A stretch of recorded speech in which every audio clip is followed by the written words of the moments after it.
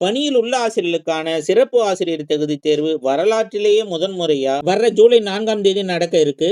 எல்லாரும் 1க்கு 2 all டிக்கெட்டா download பண்ணி வச்சுட்டு, ஐயோ கொஸ்டின் எப்படி வரப்போதோ தெரியலையே, நம்ம படிச்ச கேள்விகள் நம்ம படிச்ச தலைப்புகள்ல இருந்து அதிக கேள்விகள் இடம்பெறுமா, கேள்வித்தாள் எளிமையா இருக்குமா இல்ல கடினமா இருக்குமா, கேள்விகள் எந்த வகுப்புல இருந்து அதிகமா இடம்பெற போகுது, இந்த மாதிரியான பல கேள்விகளோட நம்முடைய ஆசிரியர் சமூகம் இந்த சிறப்பு ஆசிரியர் தகுதி தேர்வை ஆவலோட எதிர்பார்த்து காத்துட்டு இருக்கு. இந்த எல்லா கேள்விகளுக்குமான ஒரு கிளாரிட்டியை கொடுக்கறதுக்காக தான் இந்த வீடியோ. இந்த ஆசிரியர் தகுதி தேர்வு அனௌன்ஸ் பண்ண காலத்திலேயே பணியில் உள்ள ஆசிரியர்களும் கட்டாயம் இந்த தேர்வை 5 ஆண்டுகளுக்குள் தேர்ச்சி பெற வேண்டும் அப்படின்னு சொல்லியிருந்தாங்க. ஆனா நம்ம அதை கேர்லெஸ்ஸா விட்டதனோட விளைவு தான் இன்னைக்கு உச்ச நீதிமன்றம் மீண்டும் ஒரு காலக்கெடுவை கொடுத்து அதுக்குள்ள நம்மள பாஸ் பண்ண சொல்லி நிர்பந்திச்சிருக்கு. கடந்த 2012ஆம் வருஷத்திலிருந்து இதுவரைக்கும் பல ஆண்டுகள்ல தேர்வு நடக்கலைனாலும் இந்த சிறப்பு ஆசிரியர் தகுதி தேர்வுல வினாக்கள் வினாத்தாள் எப்படி இருக்கும், எவ்வளவு கடினத்தன்மையோட இருக்கும் அப்படின்ற கேள்விக்கு நம்ம விடை தேட போகணும்னா இதுவரைக்கும் நடந்த ஆசிரியர் தகுதி தேர்வுகள்ல வினாக்கள் எப்படி இருந்தது அப்படின்றத நம்ம அலசி பார்த்தாதான் இப்போ நடக்க போற தகுதி தேர்வுல எவ்வாறு கொஸ்டின் அமைய போகுது அப்படின்றத நம்ம யூகிக்க முடியும். முதல் ஆசிரியர் தகுதி தேர்வு 2012ல நடந்தது. அந்த முதல் ஆசிரியர் தகுதி தேர்வுல பாத்தீங்கன்னா வினாக்கள் மிகவும் கடினமாக இருந்தது. அந்த தகுதி தேர்வு முதல் ஆசிரியர் தகுதி தேர்வுக்கு முன்னால ஒரு மாடல் கொஸ்டின் ஒண்ணு கொடுத்தாங்க. அந்த கொஸ்டின்ல பாத்தீங்கன்னா வினாக்கள் ரொம்ப எளிமையா இருந்தது. நம்ம என்ன நினைச்சோம், அந்த மாடல் கொஸ்டின்ல கேட்கப்பட்ட அந்த மாதிரி தான் தகுதி தேர்விலையும் கேட்கப்படும் அப்படின்னு சொல்லிட்டு நம்ம நினைச்சிருந்தோம். ஆனா நடந்தது வேற. அந்த மாடல் கொஸ்டின்ல கேட்கப்பட்ட கேள்விகள் மாதிரி கொஞ்சம் கூட அதனுடைய வாடையே இல்லாம டோட்டலா ஆப்போசிட்டா மிகவும் கடினமான கொஸ்டின்ஸ் தான் முதல் ஆசிரியர் தகுதி தேர்வில் கேட்கப்பட்டது. அதனால ரொம்ப சொற்ப எண்ணிக்கையில மட்டும்தான் அந்த முதல் ஆசிரியர் தகுதி தேர்வுல ஆசிரியர்கள் தேர்ச்சி பெற்றாங்க. அதனுடைய விளைவா அதே ஆண்டு ஒரு 2-3 மாசத்துல திரும்பவும் ஒரு துணை தேர்வு நடத்தப்பட்டது. அந்த தேர்வுலையும் பாத்தீங்கன்னா கொஞ்சம் அதிகமா பாஸ் பண்ணாங்க. இருந்தாலும் அந்த தேர்வுலையும் கொஸ்டின் வந்து கடினமாக தான் இருந்தது. அதன் பிறகு 2013ல நடந்த ஆசிரியர் தகுதி தேர்வுல ஏற்கனவே 2012ல நடந்த தகுதி தேர்வு கொஸ்டினோட கடினத்தன்மையை விட கொஞ்சம் லிபரலா இருந்தது. மேலும் 2013ல மார்க் வந்து கன்செஷன் கொடுத்தாங்க. அதனுடைய விளைவா நிறைய பேர் பாஸ் பண்ணாங்க. அதன் பிறகு நடந்த ஒரு 2-3 ஆசிரியர் தகுதி தேர்வுகள்ல கொஸ்டின் வந்து மீண்டும் கடினமாக அமைந்திருந்தது. ஏன்னா பாஸ் பண்ற எல்லாரும் வேலை கேட்டு போராடுறாங்க அப்படின்ற காரணத்துக்காக வினாக்கள் கடினத்தன்மையோடு அமைக்கப்பட்டது. இதுக்கிடையில தான் சுப்ரீம் கோர்ட் பணியில் உள்ள அனைத்து ஆசிரியர்களும் கட்டாயம் ஆசிரியர் தகுதி தேர்வில் தேர்ச்சி பெற்று இருக்க வேண்டும் அப்படின்னு சொல்லிட்டு ஒரு தீர்ப்பை சொல்லிட்டாங்க. சப்போஸ் அவங்க தேர்ச்சி பெறலைன்னா அவங்க பணியில் இனிமேல் நீடிக்க முடியாது அப்படின்னு சொல்லிட்டாங்க. அதனால கவர்மெண்ட் இப்போ பணியில் உள்ள அனைத்து ஆசிரியர்களும் தகுதி தேர்வில் தேர்ச்சி பெற வைக்க வேண்டிய கட்டாயத்துல இருக்கிறாங்க. இந்த தீர்ப்புக்கு அப்புறம் கடந்த நவம்பர்ல நடந்த ஆசிரியர் தகுதி தேர்வுல முன் எப்போதும் இல்லாத அளவுக்கு பணியில் உள்ள ஆசிரியர்களும் நிறைய பேர் அந்த தேர்வை எழுத வேண்டிய கட்டாயத்துல இருந்ததால நவம்பர் 2025ல நடைபெற்ற ஆசிரியர் தகுதி தேர்வுல வினாக்கள் முன் எப்போதும் இல்லாத அளவுக்கு மிகவும் எளிமையாக இருந்தது. அதனுடைய விளைவா முன் எப்போதும் இல்லாத அளவுக்கு நிறைய பேரு கடந்த நவம்பர் 2025ல நடந்த டெட் தேர்வுல பாஸ் பண்ணாங்க. மேலும் பல ஆண்டுகளா இந்த மதிப்பெண்களை தேர்ச்சி மதிப்பெண்களை குறைக்கணும்னு சொல்லிட்டு நம்ம கோரிக்கை விடுத்ததன் விளைவா தகுதி மதிப்பெண்களும் குறைக்கப்பட்டிருந்தது. அதையடுத்து இப்போ பணியில் உள்ள ஆசிரியர்களுக்கு மட்டுமான சிறப்பு ஆசிரியர் தகுதி தேர்வு அனௌன்ஸ்மெண்ட் பண்ணி இப்போ ஆல் டிக்கெட்டும் விட்டுட்டாங்க. சார் அதெல்லாம் இருக்கட்டும், இப்போ கொஸ்டின் எப்படி இருக்கும், கஷ்டமா இருக்குமா ஈஸியா இருக்குமா, எந்த கிளாஸ் வரைக்கும் கேட்பாங்க, அதுக்கு பதில் சொல்லுங்க அப்படின்னு கேட்கறது புரியுது. முதல்ல ஒரு கேள்வி, பணியில் உள்ள ஆசிரியர்களுக்கான சிறப்பு ஆசிரியர் தகுதி தேர்வை தனியா நடத்த வேண்டிய தேவை என்ன இருக்குது? ஏற்கனவே ஆசிரியர் தகுதி தேர்வு நடத்துறாங்க. அது கூட இவங்களையும் சேர்த்து எழுத வச்சு பாஸ் பண்ண வைக்க முடியும்.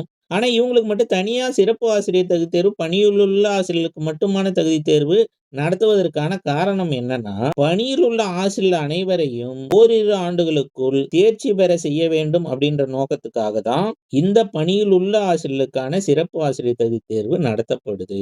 நம்ம நோக்கத்தை புரிஞ்சுக்கணும். இப்போ மற்ற பொதுவானவர்களுக்கான ஆசிரியர் தகுதி தேர்வோட நோக்கம் என்னன்னா, திறமையான தகுதியான ஆசிரியரை நம்ம அடையாளம் காணணுன்றது தான் பொதுவா நடக்கிற டெட் தேர்வோட நோக்கம். ஆனா இந்த சிறப்பு ஆசிரியர் தகுதி தேர்வோட நோக்கம் என்னன்னா, பணியில் உள்ள அனைத்து ஆசிரியர்களும் தேர்ச்சி பெற செய்ய வைக்க வேண்டும் என்பதுதான் இந்த சிறப்பு ஆசிரியர் தகுதி தேர்வோட நோக்கம். இப்ப இதுல இருந்து நமக்கு என்ன புரிய வருது அப்படின்னா, கேள்விகள் கண்டிப்பாக அனைவருக்குமான டெட் தகுதி தேர்வு போல இல்லாமல் கண்டிப்பாக எளிமையாக இருக்கும். அதுக்கு உதாரணம் என்னன்னா, கடந்த நவம்பர்ல நடந்த டெட் தகுதி தேர்வு தான். அதிலே நிறைய டீச்சர்ஸ் அப்ளை பண்ணி இருக்கிறாங்கன்ற காரணத்துக்காகவே அந்த கொஸ்டின் பேப்பரே ஈஸியா இருந்தது அப்படின்னா, இது முழுக்க முழுக்க சிறப்பு ஆசிரியர் தகுதி தேர்வு என்பதால், இதுல கொஸ்டின் கண்டிப்பாக எளிமையாக இருக்கும் என்று நம்புகிறோம். சரி, எந்த அளவுக்கு எளிமையா இருக்கும்? அப்படின்றது அடுத்த கேள்வி. எந்த அளவுக்குன்னா, இப்ப தமிழ்ல எடுத்துக்கிட்டா, பேப்பர் 2ல சார்பெழுத்து வருது. இப்ப சார்பெழுத்து எத்தனை வகைப்படும்? எது எதெல்லாம் சார்பெழுத்து? அப்படின்னு கேட்கலாம். ஆனா, உயிரெழுத்து எத்தன? மெய்யெழுத்து எத்தன? இந்த மாரி கேட்பாங்களான்னு கேட்டா, இந்த மாரி கேட்க மாட்டாங்க. ஆசிரியர் தகுதி தேர்வுக்குன்னு ஒரு மதிப்பு இருக்கு. அந்த மதிப்ப குறைச்சிக்க மாட்டாங்க கண்டிப்பாக. கேள்விகள் எளிமையாக இருக்கும். யாருக்கு எளிமையாக இருக்குன்னா, கொஞ்சமாவது படிச்சவங்களுக்கு எளிமையாக இருக்கும். படிக்காமலே நம்ம போயிட்டு எனக்கு ஓரளவுக்கு தமிழ் தெரியும் அப்படின்றத வச்சு நம்ம எல்லா கொஸ்டினுக்கும் அட்டெண்ட் பண்ற மாரி கண்டிப்பாக இருக்காது. ஏன் இருக்காதுன்னா, சார் பாஸ் பண்ண வைக்கிறது தான் உங்க நோக்கம்ன்றீங்க. அப்ப ரொம்ப எளிமையா தானே கேட்கணும் அப்படின்னு சொல்லிட்டு நீங்க சொல்றது புரியுது. அங்க ஒரு சிக்கல் ஆயிடும். நீங்க ரொம்ப எளிமையா கேட்டுட்டீங்க அப்படின்னா, அதன் பிறகு பொதுவானவர்களுக்கான தகுதி தேர்வுல ரொம்ப கடினமா கேட்கிறப்ப, கண்டிப்பாக அது சர்ச்சையாக மாறும். அதனால எளிமையாக இருக்கும். ஆனா, ரொம்ப அதாவது படிக்காமலே போய் பாஸ் பண்ற அளவுக்குலாம் எளிமையாக இருக்காது. படிச்சவங்க ஆனா நம்பிக்கையாக இருக்கலாம். கண்டிப்பாக நீங்க படித்த கேள்விகள் தான் வரப்போகுது. சரி, எந்தெந்த கிளாஸ் வரைக்கும் கேட்கலாம்? பேப்பர் 2வ பொறுத்தவரைக்கும், கண்டிப்பாக ஒரு 80-90% ஆஃப் கொஸ்டின்ஸ் 6, 7, 8 வகுப்புகளுக்குள்ள மட்டுமே இடம்பெறும். ஏதாவது 1, 2 கொஸ்டின் வேணா 9த், 10த்ல இடம்பெறலாம்.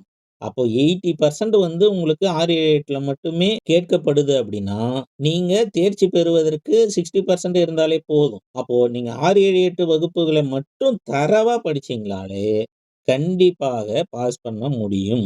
நம்முடைய கவலை எல்லாம் பணியில் உள்ள ஆசிரியர் எவ்வளோ பேர் பாஸ் பண்ணுவாங்கன்றத பத்திலாம் கிடையாது. பணியில் இல்லாத, வேலை வாய்ப்புக்காக காத்துட்டு இருக்கிற, பிரைவேட் ஸ்கூல்ல வேலை செய்யற டீச்சர்ஸ் மற்றும் கவர்ன்மெண்ட் ஸ்கூல்ல தொகுப்பூதியத்துல வேலை செய்யற டீச்சர்ஸ் மற்றும் பகுதி நேர ஆசிரியர்கள், இவங்கள்ல எவ்வளோ பேர் பாஸ் பண்ண போறாங்க? படிச்சுட்டு பல ஆண்டுகள் வந்து நம்ம குறைஞ்ச சம்பளத்துல ரொம்ப பாடாப்படுறோம், கஷ்டப்படுறோம்.